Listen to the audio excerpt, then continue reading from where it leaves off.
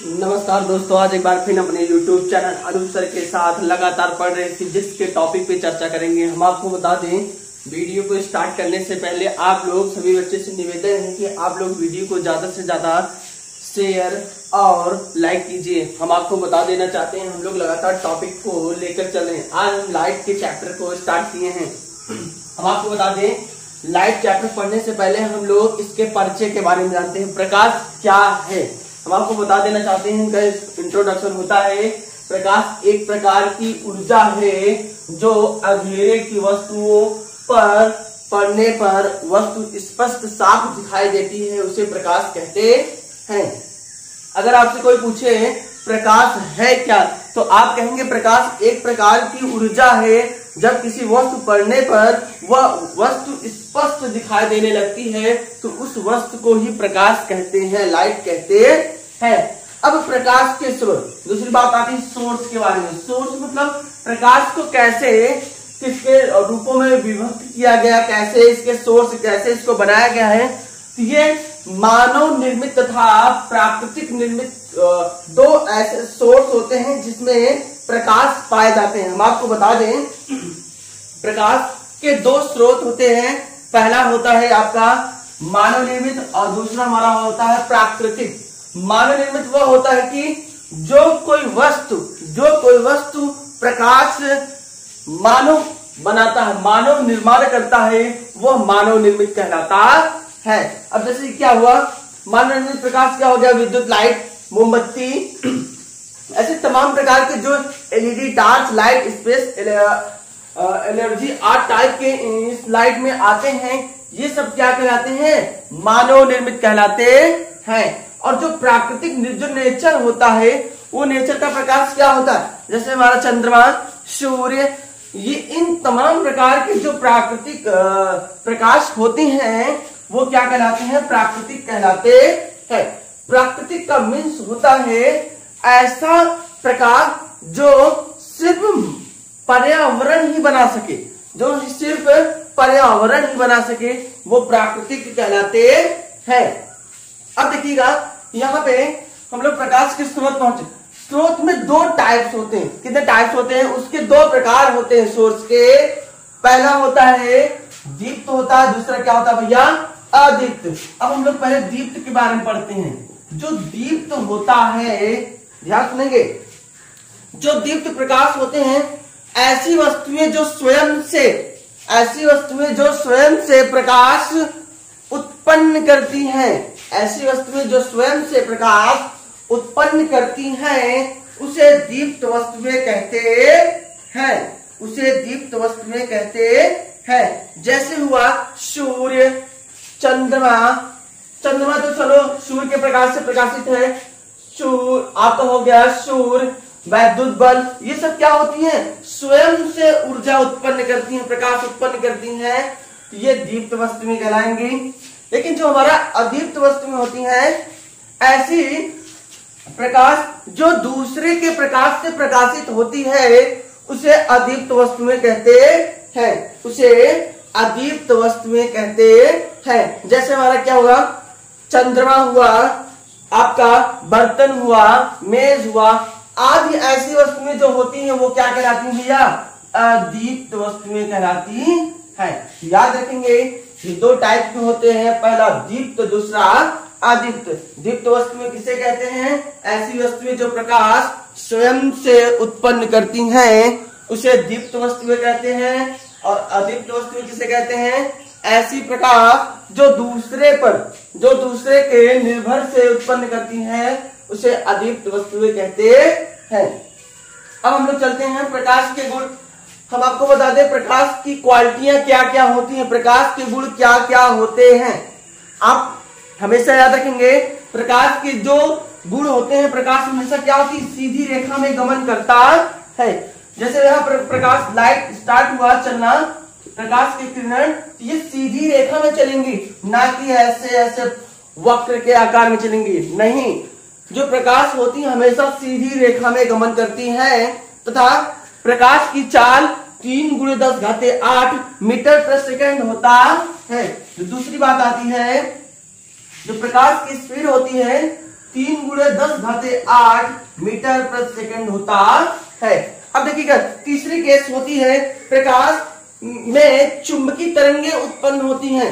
प्रकाश में जो होता है भैया क्या, चुंबकीय तरंग, हमेशा याद रखेंगे चुंबकीय तरंग के रूप में वो क्या होता है, चलता है। जो प्रकाश होता है चुंबकीय तरंग के रूप में चलता है।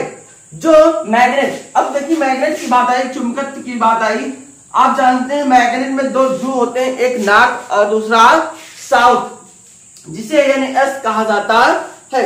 हमेशा याद रखेंगे नॉर्थ और साउथ को अगर हम दो भागों में डिवाइड कर देंगे वो तब भी दो ध्रुवों में विभाजित हो जाते हैं। अब देखिए ये N है, ये S है, अगर इसको अलग कर देंगे तो ये N बना देगा, ये S बना देगा, और ये S बना देगा, ये N बना देगा।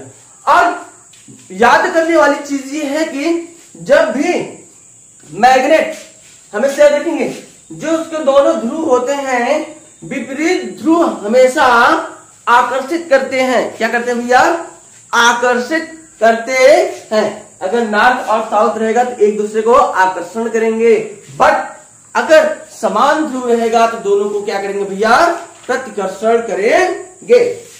अगली स्टेप देखते हैं, यहां पे देखेंगे प्रकाश के गुण की तीसरी कंडीशन होती है, प्रकाश, याद रखेंगे प्रकाश चमकदार तलों पर परावर्तन करते हैं।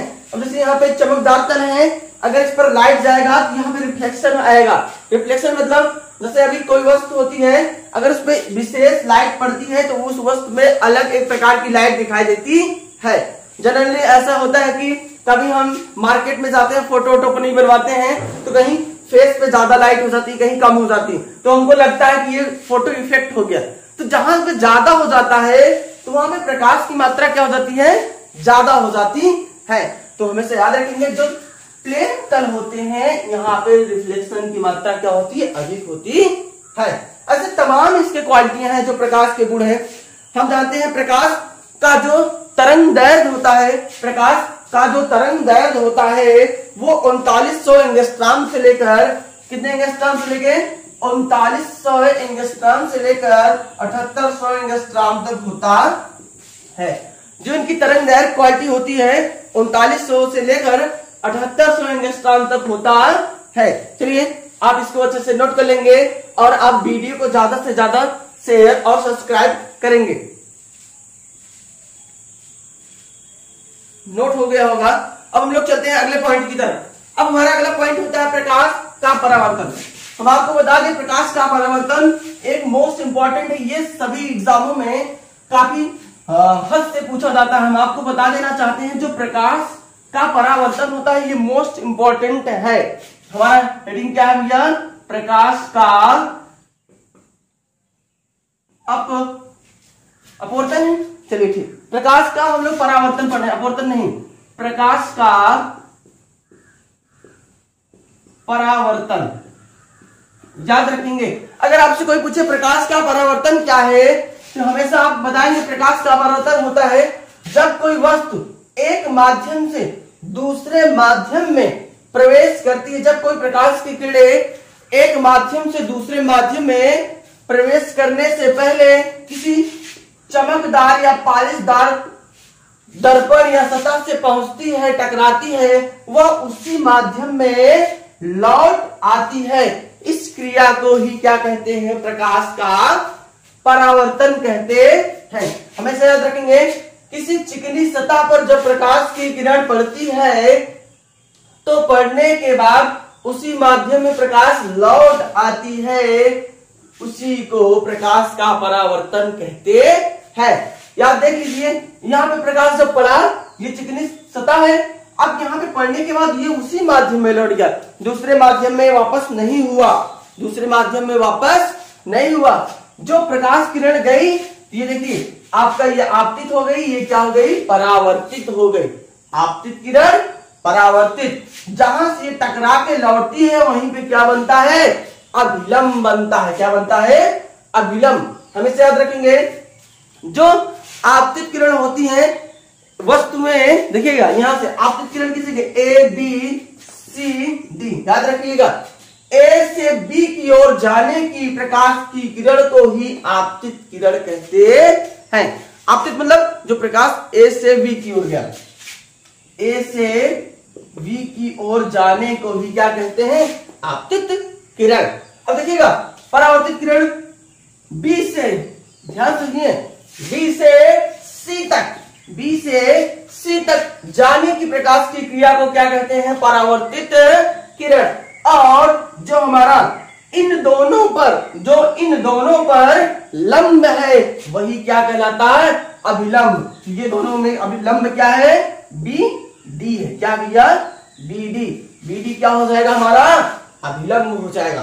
तो याद रखिएगा इसके प्रकाश के परावर्तन के दो नियम होते हैं। पहला, ये मोस्ट इंपॉर्टेंट है, इसके दो नियम होते हैं। प्रकाश के परावर्तन कितने रूल होते हैं? दो। पहला क्या होता है? आपतित किरण, परावर्तित किरण तथा अभिलंब। आपतित, परावर्तित तथा अभिलंब तीनों एक ही तल में होते हैं। अगर आपसे कोई पूछेगा प्रथम नियम क्या है तो आप क्या बताएंगे भैया? याद रखेंगे, चित्र देखिएगा फिर से। आपतित किरण, परावर्तित किरण तथा अभिलंब तीनों एक ही तल में होते हैं। ये आपका क्या हुआ? आपतित हुआ।